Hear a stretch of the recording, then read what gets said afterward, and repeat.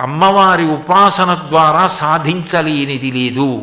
ఒక్కటి గుర్తుపెట్టుకుంటే చాలు. ఇది నువ్వు ఇప్పుడు పట్టుకోవద్దు అనుకున్నప్పుడు ఆవిడ దానికి దూరంగానూ ఉంచగలదు.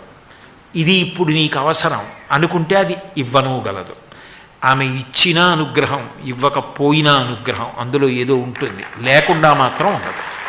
అది మాత్రం పరమ సత్యం. నాకు తినాలనిపించినా మా అమ్మగారు నాకు నువ్వుల గుండ అన్నం పెట్టకపోతే నాకు వేడి ఇప్పటికే చేసి ఉంది, ఇంకా తింటే దగ్గొస్తుందని మా అమ్మ పెట్టదు. మా అమ్మ పెట్టకపోవడంలో నా క్షేమం ఉంది. మా అమ్మ పెట్టినా నా క్షేమం ఉంది.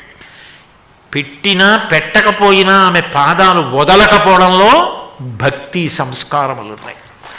అటువంటి తల్లి కొలువైనటువంటి విజయవాడ పట్టణానికి లోటెక్కడుంది?